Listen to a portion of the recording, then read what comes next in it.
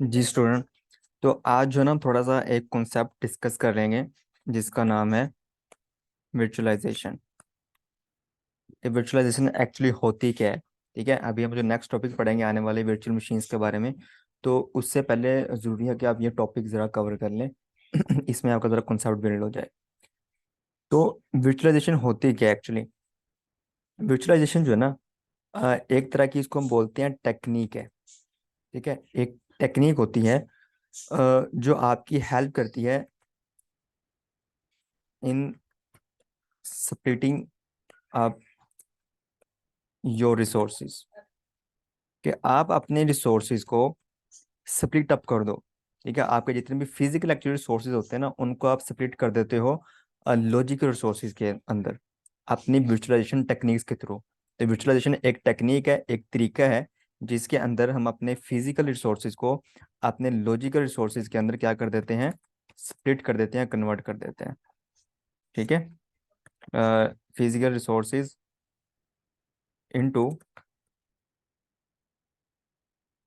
Logical resources.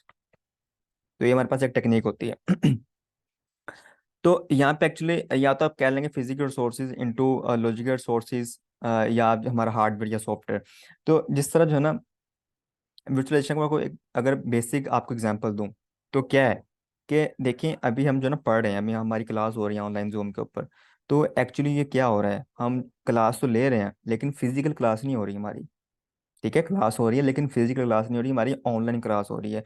तो actually क्या हो, ये इसको हम क्या बोलते हैं, हमारी क्या होगी, वर्चुअलाइजेशन हो गई। ठीक है, यही बोला ना हमने, फिजिकल रिसोर्सेज कहाँ पे कन्वर्ट हो जाते हैं, हमारे लॉजिकल रिसोर्सेज के अंदर। अब हम फिजिकली कनेक्टेड नहीं है आपस में, हम लॉजिकली कनेक्टेड हैं थ्रू इंटरनेट। ठीक है, तो देखिए मैं आपको पढ़ा रहा हूँ, ठीक है, तो फिजिकल नहीं है। अगर मैं आपको क्लास में होता तो मैं आपको जो ना एक वाइट बोर्ड पर पढ़ा रहा होता, तो वहाँ भी इनपुट सेम थी, वहाँ भी आउटपुट सेम थी, रिजल्ट भी सेम आना था। लेकिन अब वही काम हम कैसे कर रहे हैं, ऑनलाइन कर रहे हैं, वर्चुअलाइज कर रहे हैं।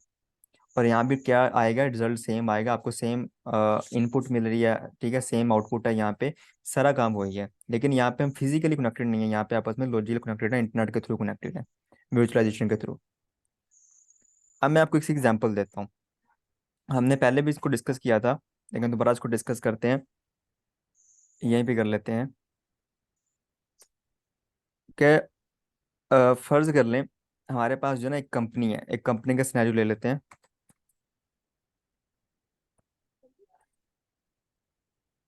हाँ, उस कंपनी ने क्या करना है जी, उस कंपनी ने जो ना अपना एक इंफ्रास्ट्रक्चर बिल्डअप करना है बिजनेस के लिए। तो उनको जो क्या करना चाहे, उनको अब डिफरेंट चीज़ें रिक्वायर्ड होंगी यहाँ पे।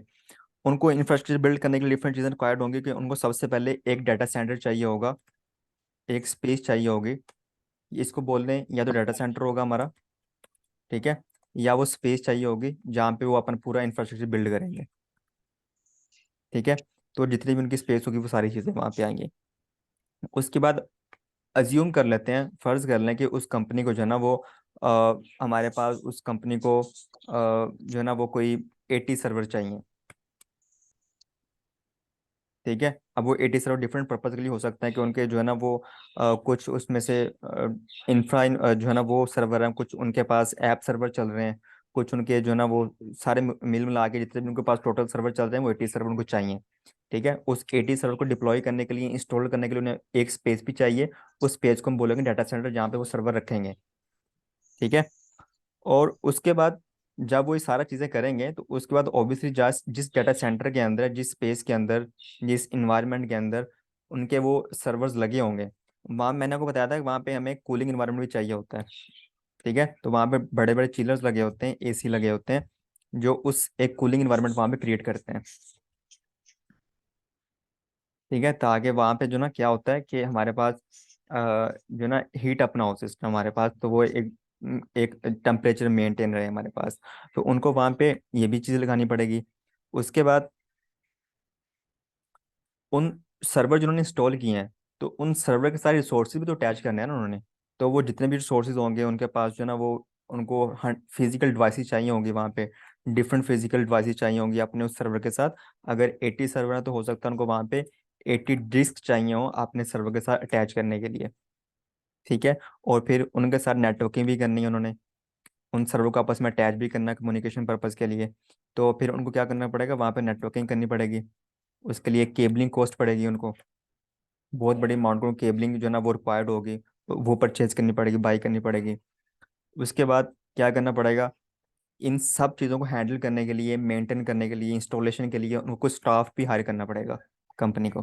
ठीक है, जो उनको वो इंस्टॉल करेगा। जब इंस्टॉल हो जाएगा, जब सर्वर जो उनके ऑन हो जाएंगे, तो ऑब्वियसली उसको सर्वर की मेंटेनेंस के लिए फिर उनको स्टाफ मजीद वहाँ पे रखना पड़ेगा। तो वो सारी चीज़ें, फिर वहाँ पे इलेक्ट्रिसिटी कॉस्ट आएगी उनको हर मंथ। तो ये डिफरेंट चीज़ें होती हैं जो एक कंपनी बियर करती है। डिफरेंट क्या होती है हमारे पास, इसको हम बोलते हैं, जो हमारे पास इनिशियल लेवल पे कॉस्ट होती है उसको हम बोलते हैं कैपेक्स। कैपेक्स कॉस्ट होगी एक कंपनी की। ठीक है, जो किसी भी बिजनेस को रन करने से पहले आती है, उसके ऊपर आती है, बिजनेस के ऊपर, उसको हम बोलते हैं कैपेक्स कॉस्ट। ठीक है, तो यहाँ पे फिर क्या होगा, ऑब्वियसली उनके जो ना वो इस तरह क्या होगा, उनके 80 सर्वर चल रहे होंगे और हर हर सर्वर के ऊपर अपना अलग अलग काम कर रहे होंगे। हो सकता है एक उनका एडी सर्वर हो, दूसरा उनका वेब सर्वर हो, एक पांच उनके डेटाबेस सर्वर हो, अलग अलग चल रहे हैं। तो इस तरह 80 सर्वर उनके अलग अलग डिफरेंट पर्पस जो ना वो उनके लिए सर्व कर रहे होंगे, उनको जो भी उनके लिए उन्होंने कॉन्फ़िगर किया होगा किसी भी सर्वर को, वो काम परफॉर्म कर रहा होगा हर सर्वर अपना अपना। ठीक है, लेकिन फिर क्या होता है, एक और टेक्निक यहाँ पे आती है, उसको हम बोलते हैं वर्चुअलाइजेशन। वर्चुअलाइजेशन क्या होगा, वर्चुअलाइजेशन से जो ना कॉस्ट कम हो गई। वो किस तरह कम होगी, वर्चुअलाइजेशन से कॉस्ट कम हो गई कि अब कंपनी ने क्या किया, अब कंपनी ये सारी चीजें नहीं करेगी। ठीक है, वो क्या करेगी, कंपनी एक सर्वर बाय कर लेगी, एक या दो सर्वर बाय कर लेगी। ठीक है, यहाँ मैं आपको इंस्टॉल करके दिखाता हूँ कि अब कंपनी क्या करेगी, वो एक सर्वर इंस्टॉल कर लेगी, ये वाला। आप फर्ज कर लिए सर्वर है उनका, होस्ट सर्वर है ये वाला।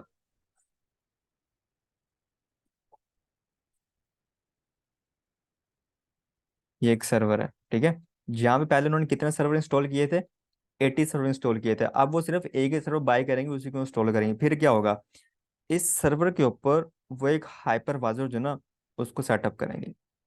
इस सर्वर के ऊपर क्या करेंगे, एक हाइपर वाजर सेटअप करेंगे। हाइपर वाजर क्या होता है, एक सॉफ्टवेयर होता है हाइपर वाजर हमारे पास। हाइपर वाजर क्या होता है, तो हाइपर वाजर की डिफरेंट तरह के होते हैं, जैन हाइपर वाजर होता है, एक्सेस, डिफरेंट तरह के हाइपर वाजर हमारे पास यहाँ पे चल रहे होते हैं। तो कोई भी हाइपरवाइजर को यहाँ पे इंस्टॉल करेंगे अपने सर्वर के ऊपर। तो हाइपरवाइजर क्या होता है, एक तरह का सॉफ्टवेयर होता है जो चीज़ों को वर्चुअलाइज करने में काम आता है। ठीक है, वो चीज़ों को क्या करेगा, वर्चुअलाइज करेगा। अब फिर इस हाइपरवाइजर के थ्रू क्या होगा, वो इस हाइपरवाइजर के थ्रू आप अपने एक ही सर्वर पे डिफरेंट जो भी उनको जो ना वो चाहिए, वहाँ पे उनको 80 सर्वर चाहिए, 90 सर्वर चाहिए, वो यहाँ पे क्रिएट कर लेंगे। लेकिन ये जो सर्वर होंगे, इनको हम सर्वर भी वैसे बोल सकते हैं, लेकिन इनको हम क्या बोलेंगे, इसको हम बोलेंगे वर्चुअल मशीन्स। ठीक है, यहाँ पे अब वो क्या क्रिएट करेंगी कंपनी, वर्चुअल मशीन्स क्रिएट करेंगी। ठीक है, अब फर्ज कर लें, फर्ज कर लें यहाँ पे वही 80 वर्चुअल मशीन चल रही हैं। ठीक है, यहाँ पे क्या चल रही है, 80, ये समझ लें 80 वर्चुअल मशीन है हमारे पास जो उन्होंने बना ली हैं, 80। और ये जो 80 वर्चुअल मशीन है, ये एक सर्वर के तौर पे काम कर रही है। ठीक है, ये जो वर्चुअल मशीन है ये एज अ सर्वर काम कर रही है। और फिर जिसको भी आपने इसकी एक्सेस देनी है, उसको एक स्क्रीन के ऊपर इसकी जो है ना एक एक्सेस दे देंगे, उसको एक स्क्रीन देंगे, उसका लैपटॉप उसके थ्रू इसको एक्सेस कर पाएगा अपनी एक एक वर्चुअल मशीन को। तो हो सकता है जो हम 80 सर्वर से काम कर रहे थे, वही अब इसके ऊपर करेंगे। ये हमारा आईडी सर्वर होगा, ये हमारा एप्लीकेशन सर्वर होगा, ये हमारा वेब सर्वर होगा। ठीक है, और ये हमारा डेटाबेस सर्वर, जो भी सर्वर जो ना उन्होंने बनाए हुए हैं, वो 80 सर्वर अब उनके ऊपर एक ही सर्वर के ऊपर चल रहे हैं। तो अब देखें, अगर ये काम हम करेंगे ना, तो यहाँ पे हमें जो ना वो कोई डाटा सेंटर बाय करने की जरूरत नहीं है, कोई स्पेस नहीं हमें लेनी वहाँ पे, हमें 80 सर्वर बाय नहीं करने पड़े, हमें वहाँ पे कूलिंग इन्वायरमेंट नहीं चाहिए, एसी नहीं लगाने पड़े हमें। ठीक है, हमें वहाँ पे 80 अलग अलग डिस्क नहीं चाहिए होंगी। अब हम क्या करेंगे, जो भी स्टोरेज, जो भी रिसोर्सेज देंगे, वो इसी सर्वर को देंगे, एक सिंगल सर्वर को।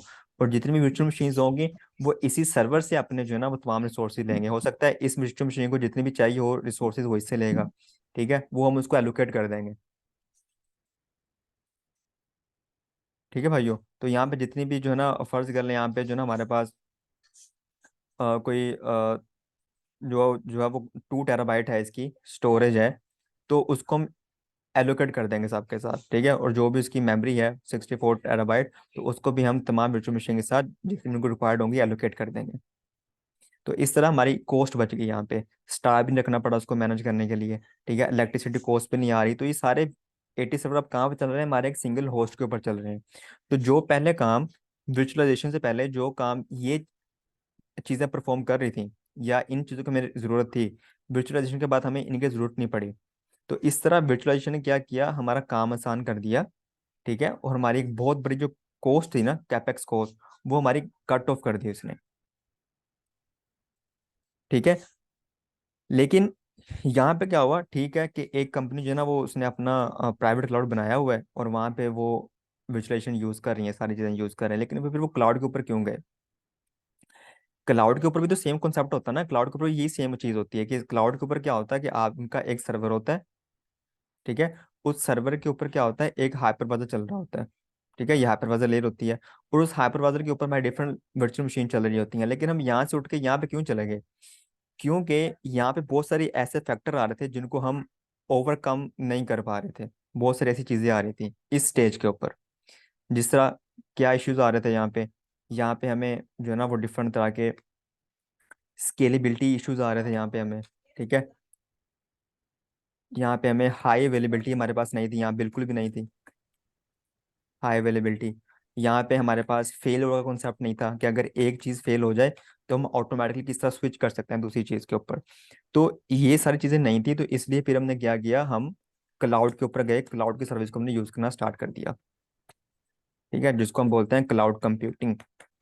तो क्लाउड कंप्यूटिंग के डिफरेंट हमारे पास क्लाउड प्रोवाइडर्स होते हैं, उनको हम वहाँ पे डिस्कस करते हैं। तो अब हम पढ़ते हैं मेन चीज़ अपने कोर्स के अंदर जाके कि इसके अंदर एक्चुअली होता क्या है। तो सर्वर क्या होता है?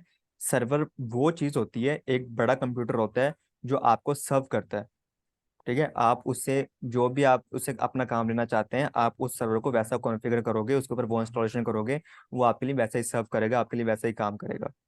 तो एक सर्वर जो होता है, उसके ऊपर तमाम इन्फॉर्मेशन सर्वर के ऊपर पड़ी होती है, ठीक है। और जितने भी छोटे कंप्यूटर्स होते हैं, उनको जो भी इन्फॉर्मेशन चाहिए होगी वो उस मेन सर्वर से जाके लेंगे। तो ये हमारे पास होता है सर्वर। अच्छा, मैं आपको ना इसकी एक बिल्कुल देसी सी एग्जांपल देता हूँ कि जिस तरह जो है ना, एक घर के अंदर अगर जो है ना हमारे पास 10 लोग हैं, ठीक है। एक हमारे पास जो है ना ये, एक ये है, एक ये है, एक ये है, 4-5 लोग हैं। लेकिन उस घर के अंदर ना एक बड़ा भी होगा, जो सबसे बड़ा होगा उस घर का। तो ये जो छोटे लोग होंगे, उन्होंने जो भी डिसीजन लेना होगा, जो भी काम करना होगा, वो हमेशा इससे पूछेंगे, इससे मशवरा लेंगे कि हम क्या काम करें, ठीक है। तो वो डायरेक्टली खुद से कोई काम नहीं परफॉर्म कर सकते, तो वो हमेशा अपने घर के अंदर जो एक बड़ा होता है उससे हम पूछते हैं। इसी तरह जो सर्वर होता है उसके पास तमाम इंफॉर्मेशन होती है, तमाम रिसोर्सेज उसी के पास होते हैं, ठीक है। और जितने भी कंप्यूटर्स होते हैं, अगर उनको कोई इन्फॉर्मेशन चाहिए, कोई स्पेसिफिक रिसोर्स चाहिए, तो वो उस सर्वर्स को रिक्वेस्ट करेगा, उस सर्वर से कम्युनिकेट करेगा, वो उसको फिर रिस्पॉन्ड करेगा। तो इस तरह जो हमारे सर्वर्स होते हैं वो डिफरेंट तरह के होते हैं। हमारे पास वेब सर्वर होता है, हमारे पास डेटाबेस सर्वर होता है, मेल सर्वर होता है, डिफरेंट कंपनीज के अंदर ये काम कर रहे होते हैं, ठीक है भाइयों। तो इसका मतलब है कि जो जहाँ हमारी इंफॉर्मेशन एक्चुअली पड़ी होती है, जहाँ पे हमारा डाटा स्टोर होता है, उसको हम क्या बोलते हैं, सर्वर। लेकिन सर्वर जहाँ पे स्टोर होता है या सर्वर को जहाँ पे रखा जाता है, उसको हम बोलते हैं डाटा सेंटर्स। ये चीज़ आपने याद रखनी है, ठीक है। जहाँ पे सर हमारा जो जहाँ डाटा पे जी। सर जी डाटा पूछिए। सेंटर जो हमने पहले मैनुअली बनाया है, तो वहाँ पे सर हमारी सिक्योरिटी भी तो है, तो क्या सर यहाँ पे सिक्योरिटी कैसे हम इसका एक्सेस करेंगे? जैसे कोई चीज़ खराब हो जाती है तो वो वहाँ पे स्टाफ होता है, जाके उसको चेंज कर लेता है। तो अगर ये क्लाउड में कोई चीज़ हो गया, एक्सेस ना हो तो फिर हम कैसे इसको हाँ ठीक यूज है, उसके हम, कैसे हम कर ठीक है, वो सिक्योरिटी पर्पज से, सिक्योरिटी की पॉइंट ऑफ व्यू से क्वेश्चन पूछ रहे हैं, उसका मैं आंसर अभी आपको देता हूँ थोड़ी देर में, ठीक है। तो यहाँ पे जो है ना हमारा जो डाटा पड़ा होता है वो कहाँ पड़ा होता है, सर्वर के ऊपर पड़ा होता है। लेकिन सर्वर जहाँ पे रखे जाते हैं उसको हम बोलते हैं डाटा सेंटर्स। तो इस तरह यहाँ पे आपको ना एग्जांपल दी हुई है कि किस तरह जो है ना आपका एक जो क्लाइंट होता है, जो जो स्मॉल कंप्यूटर जिसको हम बोलते हैं, वो आपके मेन सर्वर से कम्युनिकेट करता है। तो उसमें यहाँ पे जो है ना हमारे पास एक, जिस तरह हमने जो है ना एक एग्जांपल दी गई कि एक ये क्लाइंट है, ठीक है, एक स्मॉल कंप्यूटर क्लाइंट है, और ये सर्वर है जिसके बाद वहाँ इन्फॉर्मेशन पड़ी है। इस क्लाइंट को कोई इन्फॉर्मेशन चाहिए, कोई स्पेसिफिक इन्फॉर्मेशन चाहिए, तो क्या करेगा, वो इस सर्वर से कम्युनिकेट करेगा, ठीक है। तो ये सर्वर पे क्या करेंगे, ये सर्वर अपने बैकएंड के ऊपर जो डेटाबेस सर्वर होगा वो उससे कम्युनिकेट करेगा। तो इस तरह ये जो डेटाबेस सर्वर होगा वो ये इसको रिक्वेस्ट करेगा, और ये जो सर्वर होगा वो आपको फिर रिस्पॉन्ड करेगा। जिस तरह जो ना, फर्ज कर लें आपने कोई अपने मोबाइल से या ब्राउजर के थ्रू आप फेसबुक ओपन करते हो, और वहाँ पे आप कुछ भी सर्च करते हो, ठीक है। तो आप वहाँ पे एक्चुअली क्या है, या आपका लैपटॉप या आप जो सिस्टम यूज कर रहे हो एक्चुअली क्या है, आपके पास एक क्लाइंट है, ठीक है। और आप उस क्लाइंट के थ्रू फेसबुक की वेब एप्लीकेशन को, जो है ना, जो उनकी वेब एप्लीकेशन वेब सर्वर है उसको एक्सेस कर रहे हो, ठीक है। आप किसी का आईडी सर्च करते हो वहाँ पे, जीशान, अली, उस्मान, कुछ भी सर्च करते हो वहाँ पे। तो आप एक्चुअली किसको रिक्वेस्ट कर रहे होते हो वहाँ पे, आप उनका जो वेब एप्लीकेशन सर्वर होता है या वेब सर्वर होता है उसको रिक्वेस्ट कर रहे होते हो, ठीक है। तो हम कभी भी किसी भी जो कंपनीज होती हैं उनके जो बैकएंड के ऊपर डेटाबेस सर्वर होता है उससे डायरेक्टली कम्युनिकेट नहीं कर पाते, क्योंकि वहाँ पे डिफरेंट रिस्ट्रिक्शंस होती हैं। तो उनका उनका जितना भी डाटा होता है वो डेटाबेस के ऊपर पड़ा होता है, तो हम डायरेक्टली इसको एक्सेस नहीं कर पाते। तो बीच में एक लेयर आती है वेब सर्वर, हम इसको एक्सेस करेंगे, ठीक है। और फिर ये इसका रिक्वेस्ट करेगा, यहाँ से वो इन्फॉर्मेशन स्पेसिफिक रिट्रीव करके आपको रिस्पॉन्ड करेगा। तो आपको जो, आप जब कुछ सर्च करते हो नेम लिख के, तो आपके स्क्रीन के ऊपर जो इन्फॉर्मेशन आती है सामने, जो नजर आ जाती है आपको, किसी की प्रोफाइल नजर आ जाती है, कोई भी चीज नजर आ जाती है, वो कहाँ से एक्चुअली सब हो रही होती है, वो आपको डेटाबेस से निकाल के दी जाती है। और वो कोना को प्रोवाइड करता है, वो आपको वेब सर्वर जो उनका होता है दरमियान में, वो आपको प्रोवाइड करवाता है, ठीक है। तो इस तरह जो ना हम एक कम्युनिकेशन करते हैं ओवर द इंटरनेट। इसको हम पढ़ेंगे, ये मल्टी टीयर आर्किटेक्चर होता है, इसको हम 2 टीयर 3 टीयर आर्किटेक्चर होता है, इसको हम डिस्कस करेंगे। लेकिन इस तरह कम्युनिकेशन हम करते हैं फॉर सिक्योर करने के लिए।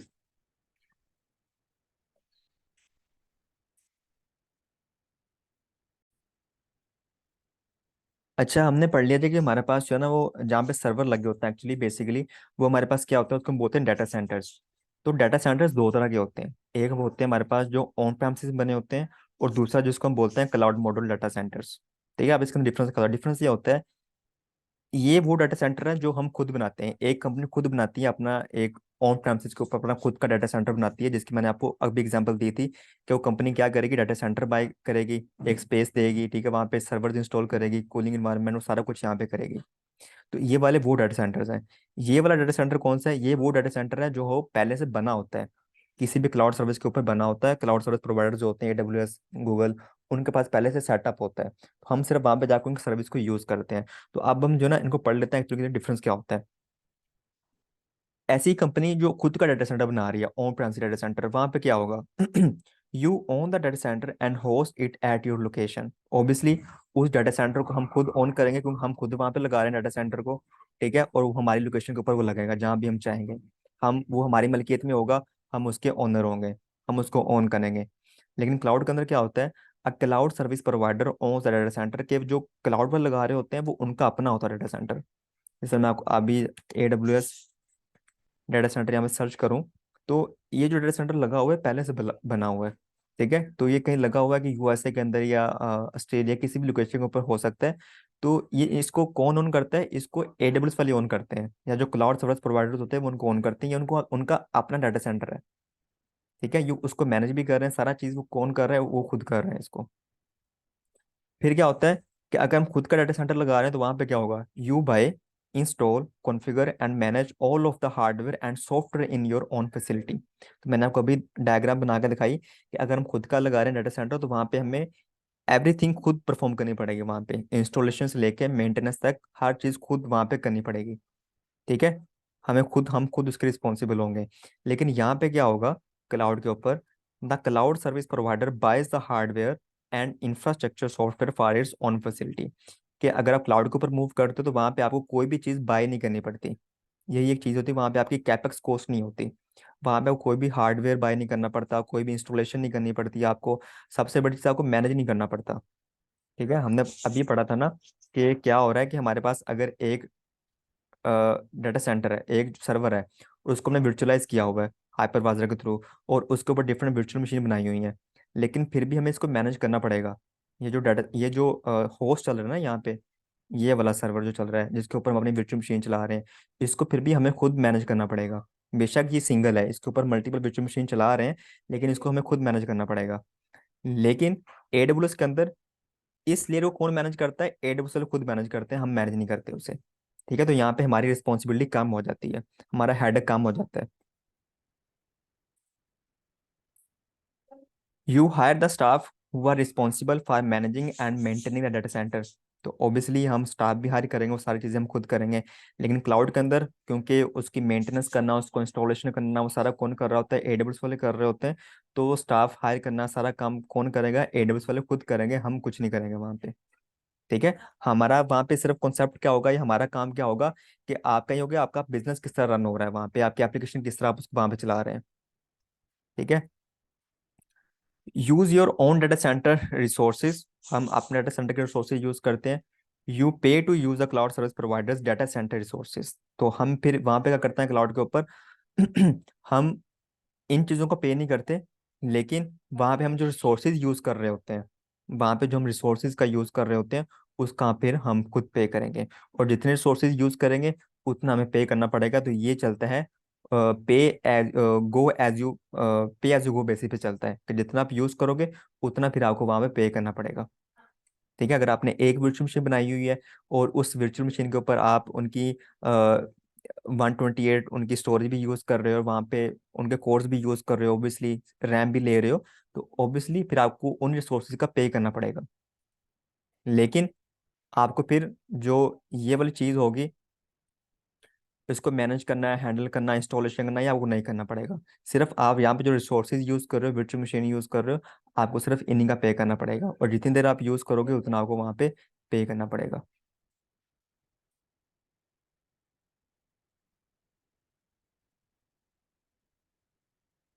अब हम पढ़ लेते हैं वर्चुअल मशीन्स क्या होती हैं। तो virtual machine is a software based computer.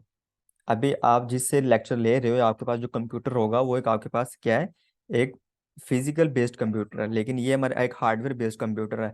लेकिन ये हमारे पास क्या होता है, जो वर्चुअल मशीनें बनाते हैं वो हमारे पास एक सॉफ्टवेयर बेस्ड कंप्यूटर होती है, उसको हम टच नहीं कर सकते, वो फिजिकली नहीं बनती है, लेकिन एज अ सॉफ्टवेयर उसको हम यूज़ करते हैं। ठीक है। तो वही बात होती है कि यहाँ पे वही डायग्राम बनाई हुई है, कि यहाँ पे देखें क्या हुआ, कि हमारा एक होस्ट है, एक डाटा सेंटर है। ये होस्ट कौन सा है, ये होस्ट मैं आपको यहाँ पे दिखाता हूँ। ये जो डाटा सेंटर लगा हुआ है ना, यहाँ पे हो सकता है ये वाला होस्ट हो या ये हो, जितने भी सर्वर लगे हुए हैं, ये होस्ट है एक तरह के। इसके ऊपर क्या है, इसके ऊपर एक हाइपरवाइजर लेयर है, ये इंस्टॉल हुई है पहले से, जो एडब्ल्यूएस ने की है, और इसको मैनेज करना, हैंडल करना हमारी इसका कोई कंसर्न नहीं होता। एक्चुअली इसके ऊपर अपनी वर्चुअल मशीन बनाते हैं।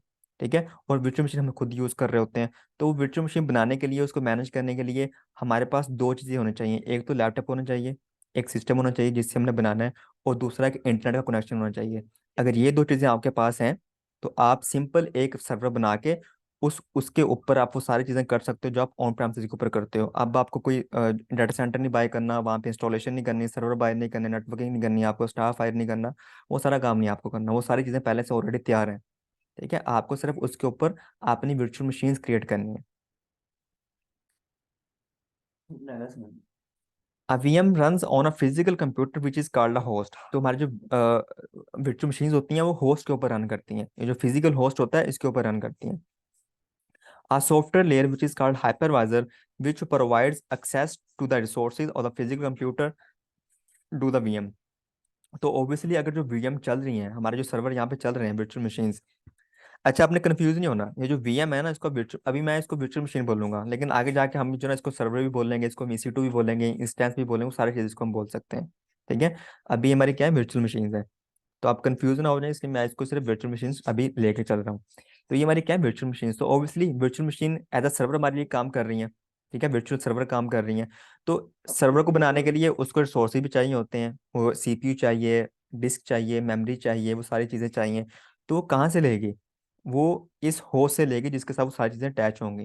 ठीक है। और वो कौन प्रोवाइड करेगा उनको, हाइपरवाइजर प्रोवाइड करेगा, जो मिडल लेयर होगी उसके अंदर हाइपरवाइजर सॉफ्टवेयर लेयर वो उसको प्रोवाइड करेगी। अगर इस मशीन को 8 GB चाहिए रैम, और इसको 256 जो है ना वो स्टोरेज चाहिए, तो हाइपरवाइजर को प्रोवाइड करेगा इस होस्ट से लेके। The VM runs its own operating system and interacts with the host through the hypervisor। Multiple VMs can provision on a single host। तो इस सिंगल होस्ट के ऊपर आप मल्टीपल VM बना सकते हो सकता है सिंगल होस्ट के ऊपर आपकी VM भी चल रही हो, और आपकी किसी फ्रेंड भी वर्चुअल मशीन भी यहाँ पे चल रही हो, तो मल्टीपल वर्चुअल मशीन एक ही होस्ट के ऊपर चल सकती हैं। बट दे आर आइसोलेटेड, वो आइसोलेट होती हैं, वो आपस में कम्युनिकेट नहीं कर सकती। ठीक है। ऐसा नहीं होता कि वो आपस में रिसोर्सेज शेयर कर रही होती हैं, या इस तरह कोई कॉन्सेप्ट होता है, वो हम बाद में करते हैं, लेकिन बाय डिफॉल्ट ऐसा नहीं होता। तो हर वर्चुअल मशीन के ऊपर अपना ऑपरेटिंग सिस्टम, अपने रिसोर्सेज चल रहे होंगे, हर मशीन अपने रिसोर्सेज को यूज कर रही होगी। तो virtual तो यहाँ पे क्या हो गया, वर्चुअलाइज हो गया। ठीक है, कि जहाँ पे हम 100 सर्वर अलग अलग बनाते थे, अब हम वो सारे 100 सर्वर एक ही होस्ट के ऊपर बना सकते हैं थ्रू हाइपरवाइजर। तो virtualization आप पढ़ लें, give you the ability to create multiple VMs each with its own operating system and applications on a single physical machine।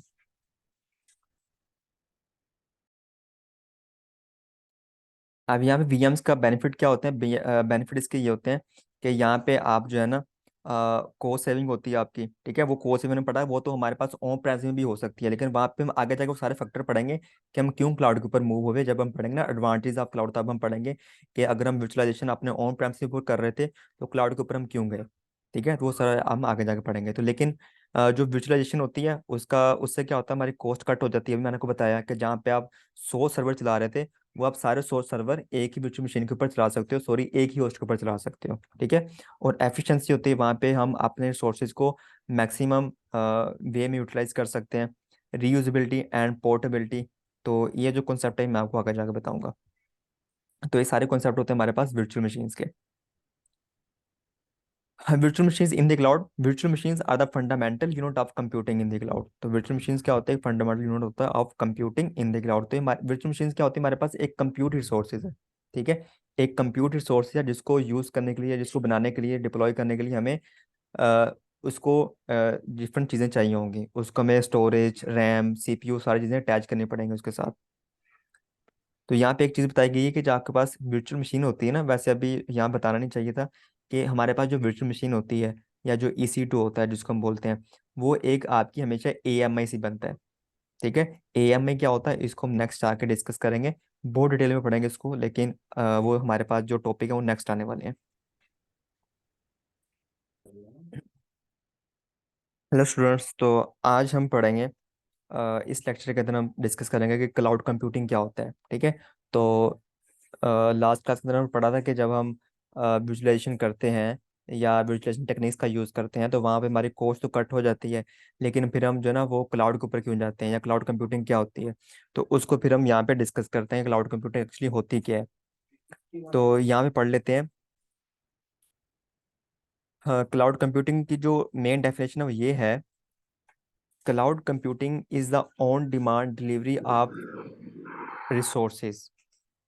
Cloud computing is the on demand delivery of resources. कौन से resources, compute resources like database, storage, applications and other IT resources, जिनको आप use करते हो over the internet and with pay as you go base pricing.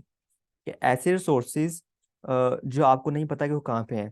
ठीक है, आपको नहीं पता कि सर्वर कहाँ पड़े हुए हैं या मेरी वर्चुअल मशीन कहाँ बनी हुई है, लेकिन आप उसको एक्सेस कर रहे हो, उसको यूज कर रहे हो ओवर द इंटरनेट, और आप उसको जितना यूज करते हो उतना आपको फिर उनको पे करना पड़ेगा। तो एक तरह की बेसिक डेफिनेशन होती है क्लाउड कंप्यूटिंग। और यहाँ पे मोस्ट इंपॉर्टेंट ये है कि ऑन डिमांड डिलीवरी होती है, कि आपको जितनी चीज चाहिए होगी, जो चीज चाहिए होगी आपको उतनी ही मिलेगी। ठीक है, अगर आपने जितना यूज किया आपको उतना पे करना पड़ेगा। आपको जितनी अमाउंट में, जितनी क्वांटिटी में कोई चीज रिक्वायर्ड है, आप उतना ही जो ना वहाँ पे यूज कर सकते हैं। वहाँ पे कोई भी वेस्टेज ऑफ रिसोर्सेज या वेस्टेज ऑफ जितने भी रिसोर्सेज, उसका ऐसा कोई कॉन्सेप्ट नहीं है वहाँ पे। तो ये होता है हमारे पास क्लाउड कंप्यूटिंग का कॉन्सेप्ट। तो वो रिसोर्सेज हम कहाँ पे यूज करते हैं, वो रिसोर्सेज हम यूज करते हैं किसी ना किसी क्लाउड प्रोवाइडर के पास है। कि जितने भी क्लाउड प्रोवाइडर्स होते हैं जिन्होंने अपना इंफ्रास्ट्रक्चर बिल्ड किया होता है, डाटा सेंटर बने होते हैं, वहाँ पे हम इन रिसोर्सेज का यूज कर सकते हैं ओवर द इंटरनेट। ठीक है, हम घर से बैठ के ये जो होस्ट सर्वर है इसके ऊपर over the internet, through the internet हम इसके ऊपर अपनी वर्चुअल मशीन बनाएंगे, उसको एक्सेस करेंगे और उसको यूज करेंगे ऑन डिमांड। ऑन डिमांड का मतलब है कि जितना हमारी हमें जरूरत होगी उतना उसको यूज करेंगे, या जितना हमें रिसोर्सेज चाहिए होंगे उसके लिए उतना यूज करेंगे, और जितनी देर हम उसको यूज करेंगे उतना भी उसको पे करना पड़ेगा हमें। ठीक है, तो ये कॉन्सेप्ट होता है क्लाउड कंप्यूटिंग का। यहाँ पे वो सारी चीजें यहाँ पे लिखी हुई हैं। अच्छा, आपने क्या करना है, मैं सिर्फ आपको जो इसके बेसिक चीजें पढ़ाया करूंगा, आपने इसकी रीडिंग भी क्या करनी है, जो इसकी यहाँ पे नीचे डिटेल लिखी हुआ है आपने उसको रीड करना है। तो cloud computing is the on demand delivery of compute power, database, storage, applications, and other IT resources. These resources are delivered through a cloud service platform that cloud service providers through the internet with pay as you go pay pricing। अगर आपको इन resources को use करना है, cloud computing resources को use करना है, तो आपके पास आपका एक सिस्टम होना चाहिए, एक लैपटॉप होना चाहिए, और आपके पास एक इंटरनेट का कनेक्शन होना चाहिए। ठीक है। अब आपको सारी चीजें, स्पेस, वो सारी चीजें बाय करने की जरूरत नहीं है। मेरी आवाज क्लियर आ रही है आपको? Yes sir. In its most basic definition, the cloud is a computer that is located somewhere else, accessed through the internet and used in some way। तो यहाँ पे ये बता रहे हैं कि क्लाउड का कॉन्सेप्ट यहाँ पे यूज होता है कि क्लाउड मतलब क्लाउड बहुत बड़ा होता है ना, तो हमें नहीं पता कि क्लाउड के अंदर हमारी चीज कहाँ पड़ी हुई है, या हमारा जो सर्वर, हमारा हम जो वर्चुअल मशीन बन रहे हैं, हमारी जो वर्चुअल मशीन हम यूज कर रहे हैं या कोई भी रिसोर्सेज यूज कर रहे हैं, वो हमें किस सर्वर से सर्व की जा रही है। ठीक है। वो हमें किस सर्वर से उसको रिस्पॉन्ड किया जा रहा है, या हम किस सर्वर को एक्सेस कर रहे हैं, वो हमें नहीं पता कहाँ पड़ा हुआ, क्लाउड में कहीं पड़ा हो सकता है। The cloud comprises servers computers in large data centers in different locations around the world। तो मैंने आपको बताया कि पूरी दुनिया के अंदर के डाटा सेंटर बने होते हैं एडब्ल्यूएस के, या जितने भी क्लाउड प्रोवाइडर्स होते हैं पूरी दुनिया के अंदर इनके डाटा सेंटर बने होते हैं, और वहाँ पे डाटा सेंटर के अंदर के डिफरेंट सर्वर लगे होते हैं। ठीक है, जो इस तरह के दिखाई देते हैं हमें अंदर से। When you use cloud service like AWS, you use the computers that AWS owns। तो यहाँ पे मोस्ट वही चीजें रिपीट होंगी बार बार जो मैंने आपको बता दी हैं, कि अगर हम क्लाउड के ऊपर कोई चीज यूज कर रहे हैं तो उसको फिर हम ऑन नहीं करेंगे, क्योंकि ये जो सर्वर लगे हुए हैं या जो इंफ्रास्ट्रक्चर ये बिल्ड सारा बना हुआ है, या आप कह नहीं सकते कि मेरी मलकियत है। ये किसकी मलकियत है, इसको कौन ऑन करता है? AWS, GCP या कोई भी क्लाउड सर्विस प्रोवाइडर जिनकी सर्विस हम यूज कर रहे हैं। हमने कोई रेंट पे गाड़ी ली है तो हम ये नहीं कह सकते कि ये अब हमारी हो गई है। ठीक है। हम उसको यूज करेंगे, जितना यूज करेंगे उतना पे करेंगे, और गाड़ी वापस कर देंगे उनको। इसी तरह सेम कॉन्सेप्ट यहाँ पे होता है हमारे पास।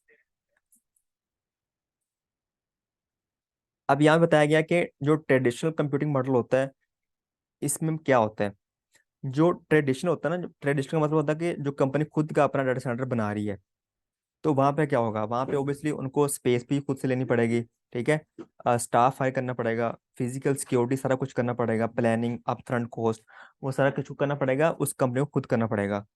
You must guess at theoretical maximum peaks. ठीक है।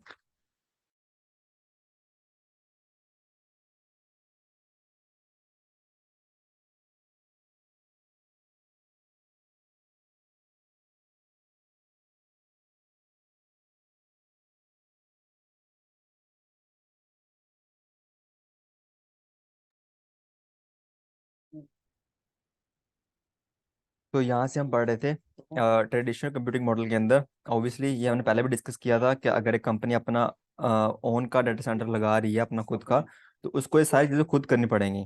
ठीक है। और उसकी जो अपफ्रंट कॉस्ट होगी वही बहुत ज़्यादा हो जाएगी। ठीक है। तो वो सारी चीज़ें, इन चीज़ों में बचने के लिए फिर हम क्या करते हैं, ट्रेडिशनल कंप्यूटिंग मॉडल का यूज़ नहीं करते, फिर हम क्लाउड के ऊपर आते हैं। ठीक है। जो क्लाउड कंप्यूटिंग मॉडल होता है उसका यूज़ करते हैं।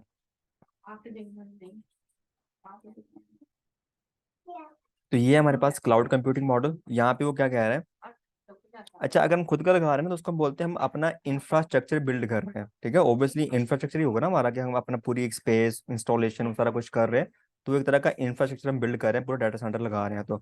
लेकिन अगर क्लाउड कंप्यूटिंग मॉडल के अंदर क्या होता है कि इंफ्रास्ट्रक्चर तो पहले से बना हुआ है।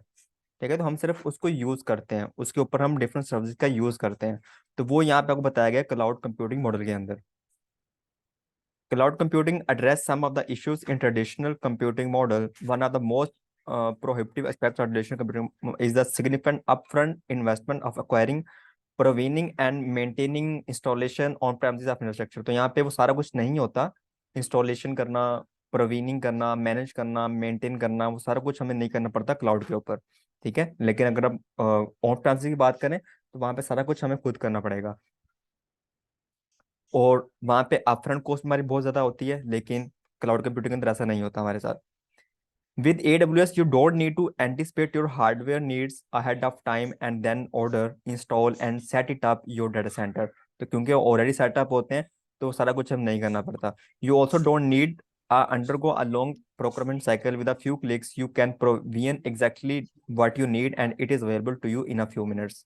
मैं आपको बताऊंगा जब हम इसका प्रैक्टिकल करेंगे, जब हम अपना सर्वर रेडी करेंगे, अपनी वर्चुअल मशीन रेडी करेंगे क्लाउड के ऊपर, तो विद इन मिनट्स जो ना वो हमारे पास रेडी हो जाएगी, ज़्यादा उसके ऊपर लगेगा नहीं, टाइम ही लगेगा उसके ऊपर।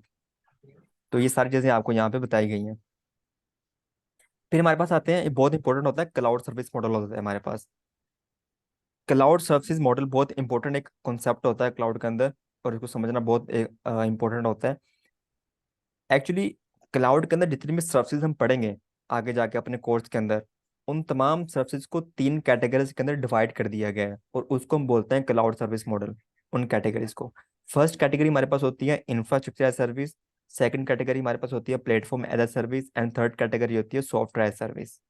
ठीक है, क्लाउड के अंदर जितनी भी सर्विसेज है उनको कैटेगराइज कर दिया गया है इन 3 कैटेगरीज के अंदर। अब इनका डिफरेंस क्या होता है? ऐसी सर्विस जो अच्छा, यहाँ माइक म्यूट कर लें प्लीज।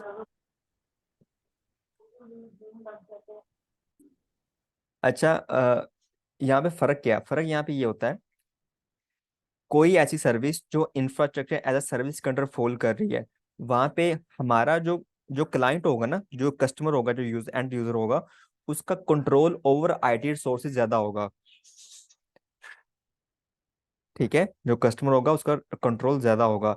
लेकिन अगर कोई ऐसी सर्विस हम यूज कर रहे हैं जो प्लेटफॉर्म एज अ सर्विस इस कैटेगरी के अंडर फॉल करती है, तो वहां पे हमारा कंट्रोल कम हो जाएगा। लेकिन अगर कोई ऐसी सर्विस जो सॉफ्टवेयर सर्विस के अंडर फॉल करती है उसको यूज कर रहे हैं, तो वहां पे हमारा कंट्रोल बिल्कुल भी कम हो जाएगा। मतलब यहाँ पे देखें क्या कह रहा है, more control over IT resources and less control over IT resources. कि हमारी रिस्पॉन्सिबिलिटी उसको मैनेज करने की, उस सर्विस को चलाने की, हैंडल करने की हमारी रिस्पॉन्सिबिलिटी कम होती जाएगी, जिस तरह हम सॉफ्टवेयर सर्विस के अंदर आते जाएंगे। जिस तरह देखिए हम जो है ना वो फेसबुक यूज करते हैं ना, फेसबुक यूज करते हैं, तो फेसबुक के अंदर क्या होता है, फेसबुक के अंदर फेसबुक यूज करते हैं, व्हाट्सएप यूज करते हैं आप, तो वो हम किस तरह यूज कर रहे हैं? वो हम यूज कर रहे हैं सॉफ्टवेयर सर्विस। ठीक है, वो इस कैटेगरी में फॉलो करता है सॉफ्टवेयर सर्विस के अंदर। तो बहुत सारे सर्विसेज होती हैं, जिस तरह यहाँ पे EC2 होता है, बहुत से सर्विसेज होती हैं वो यहाँ पे फॉलो करती हैं इंफ्रास्ट्रक्चर सर्विस के अंडर। लेकिन कुछ ऐसी सर्विसेज होती हैं जिस तरह SC हो गया, डेटाबेस हो गया, इलास्टिक बीन स्टॉक हो गया, वो इस कैटेगरी के अंडर फॉलो करती हैं प्लेटफॉर्म सर्विस के अंडर। तो यहाँ पे हमारा कंट्रोल कम हो जाता है एक्चुअली। तो यहाँ पे कंट्रोल की बात हो रही है। मैं आपको एग्जाम्पल देता हूँ। एग्जाम्पल ये समझ लें कि ना आपने एक गाड़ी ली रेंट पे। ठीक है, और जो है ना आप उसको लेके जा रहे हो गाड़ी को, जो है ना विद ड्राइवर, आपको ड्राइवर लेके जा रहे हो गाड़ी को रेंट पे। और अब क्या होगा कि उसका सारी चीजें, उसको गाड़ी को मेंटेन करना, उसका उसको पेट्रोल चेक करना, ठीक है, उसके जितनी भी वो मोबिल हर जितनी भी चीजें होती हैं वो सारा चेक करना किसकी रिस्पॉन्सिबिलिटी होगी? वो आपकी नहीं होगी, वो उसकी अपनी होगी। ठीक है, वो उसने खुद करना होगा। उसका जो भी जो ना वो खराब हो जाती है उसको सही करवाना वो उसका काम होगा। लेकिन अगर हम खुद ड्राइव करके लेके जा रहे हैं गाड़ी को, तो ऑब्वियसली वो हम खुद चेक करना होगा उसे। ठीक है, क्योंकि हमारे साथ कोई नहीं है, अब हम खुद यूज कर रहे हैं तो हमें खुद से करना होगा। तो वहां पे क्या होगा, हमारा कंट्रोल ज्यादा हो गया। ठीक है, अगर हम जो है ना विदाउट ड्राइवर लेके चल रहे हैं, तो हमारा कंट्रोल ज्यादा होगा उस गाड़ी के ऊपर, तो हमें खुद सारा कुछ करना पड़ेगा। लेकिन हम विद ड्राइवर जा रहे हैं, तो फिर जो है ना हमारा कंट्रोल जरा कम हो जाएगा। ठीक है, तो इस तरह यहाँ भी मैं आपको बताऊंगा कि कौन सी सर्विसेज होती हैं जो इन कैटेगरीज के अंडर फॉल करती हैं। तो यहाँ पे हमारा कंट्रोल एक्चुअली काम हो जाता है उन रिसोर्सेज के ऊपर। ये बहुत अच्छी एग्जांपल है, इसको समझ लें। ये बहुत अच्छी है, हाँ, बल्कि ये समझ लें कि ये देखें, ये है ऑन प्रेमिसेस। ऑन प्रेमिसेस का मतलब है कि ये कंपनी का अपना डाटा सेंटर है, यहाँ पे वो क्लाउड सर्विस यूज नहीं करते कोई भी। इंफ्रास्ट्रक्चर सर्विस के अंडर इसका मतलब है कि हम ऐसी सर्विस जो इंफ्रास्ट्रक्चर सर्विस के अंडर आ रही है, प्लेटफॉर्म एज सर्विस हो या सॉफ्टवेयर सर्विस। अब यहाँ पे देखें कि अगर तो हम अपना इंफ्रास्ट्रक्चर लगाया हुआ है हमने, कंपनी ने, तो वहां पे क्या होगा, वहां पे ये देखें ग्रीन कलर में क्या लिखा हुआ है, यू मैनेज।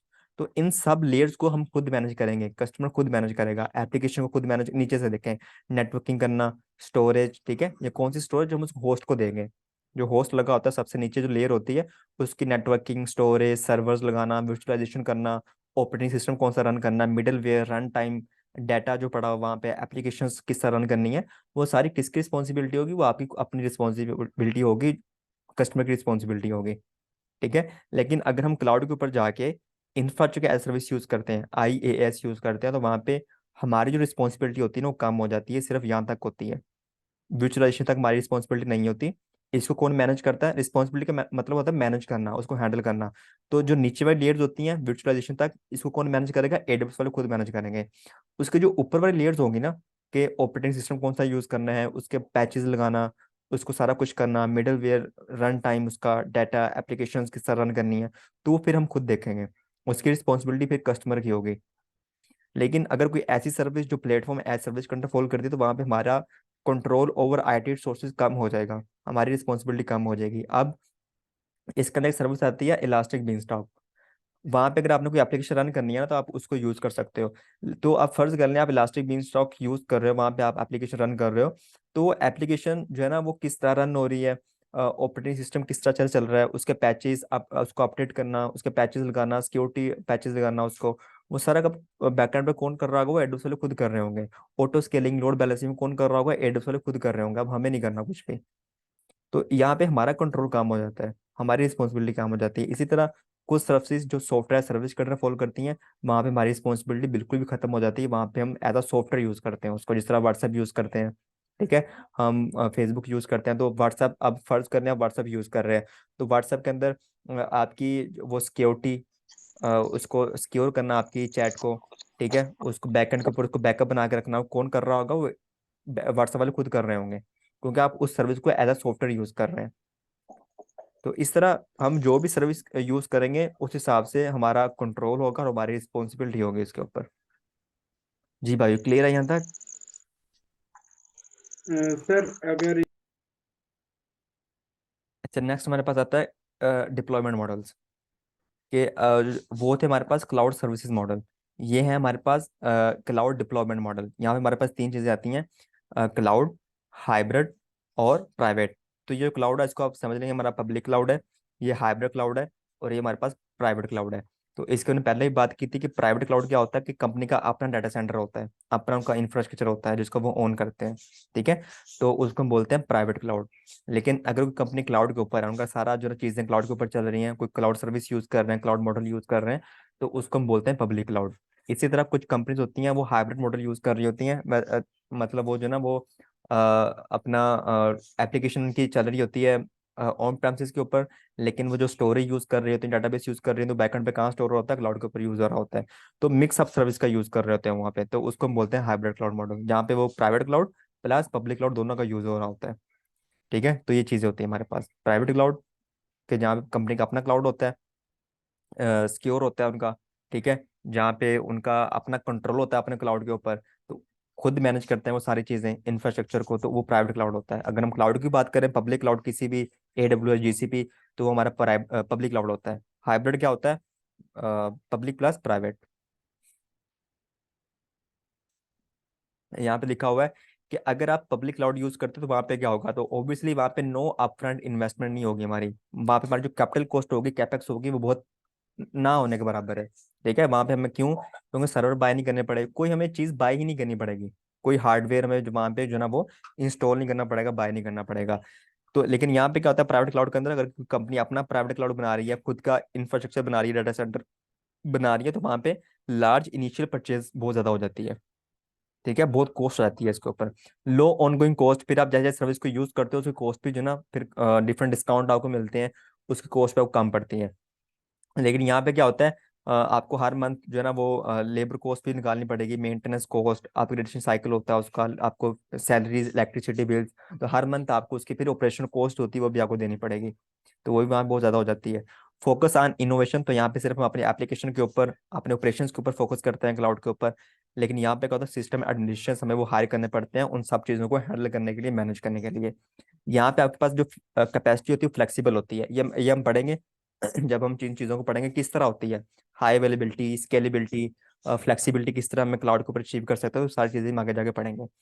तो फ्लेक्सिबल कैपेसिटी हमारे पास होती है यहाँ पे, लेकिन यहाँ पे फिक्स कैपेसिटी होती है हमारे पास। स्पीड एंड एजिलिटी, यहाँ पे चीज़ें जो हैं जल्दी डिप्लॉय हो जाती हैं, हम जल्दी उनको मैनेज कर सकते हैं, डिप्लॉय कर सकते हैं, लॉन्च कर सकते हैं। लेकिन यहाँ पे ऑब्वियसली एक जो ना उसको टाइम लगता है, अगर ऑन प्रेमिस के ऊपर सारे काम हम कर रहे हैं, उसको सेटअप करने में काफ़ी टाइम लगेगा।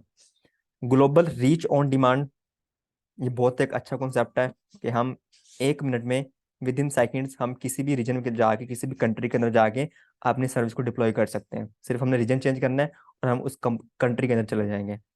लेकिन यहाँ पे क्या होता है, लिमिटेड ज्योग्राफिक रीजन्स, यहाँ पे आपको ऐसा नहीं होता, यहाँ पे हमें कोई वीज़ा नहीं लेना पड़ेगा, कोई हमें ऐसा काम नहीं करना पड़ेगा। सिर्फ हम क्या करेंगे, AWS काउंटर के ऊपर जाके अपना रीजन चेंज करेंगे। रीजन चेंज करने के बाद हम जिस भी लोकेशन के ऊपर जाके अपना डाटा सेंटर बनाना चाहें, आपने कोई सर्विस यूज करना चाहें, सर्वर डिप्लॉय करना चाहें, तो हम इजीली कर सकते हैं। ठीक है।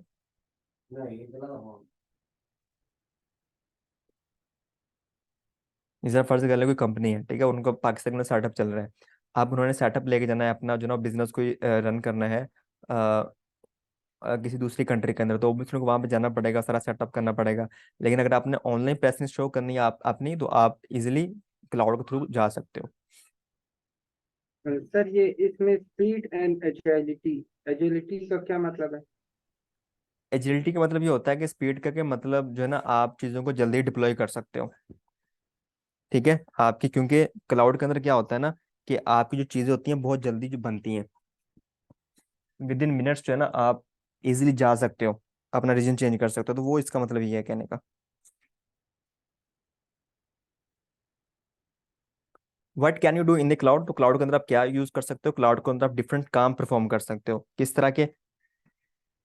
आप यहाँ पे एप्लीकेशन होस्टिंग कर सकते हो, एप्लीकेशन को होस्ट करना सर्वर के ऊपर, वो कर सकते हो। बैकअप, आपने किसी भी सर्वर को as a backup and storage use करना है, वो कर सकते हो। आपको स्टोरेज सर्विस चाहिए, आपको कंटेंट डिलीवरी सर्विस चाहिए, वेबसाइट होस्ट करनी है आपने, इंटरप्राइज आईटी एप्लीकेशंस आपने वहाँ पर चलानी है, डेटाबेसेस आपको रन करनी है, तो आप ये सारे काम कहाँ पे कर सकते हो, इजिली क्लाउड के ऊपर आके कर सकते हो। तो ये तो वो चीज़ें हैं जो हम हमारे कोर्स से रिलेटेड है। इसके अलावा भी बहुत से सर्विसेज हैं क्लाउड के ऊपर, ब्लॉकचेन टेक्नोलॉजी आ गई है, बहुत सारी चीज़ें इसके ऊपर आ गई हैं क्लाउड के ऊपर। ठीक है, तो बहुत एक जो ना ये वास्ट कॉन्सेप्ट है। जब भी हम कोई चैप्टर फिनिश करेंगे तो उसके लास्ट पे कुछ की टेक अवेज होते हैं, इसको आप जरूर पढ़ लिया करें, बहुत इंपॉर्टेंट होते हैं ये वाले।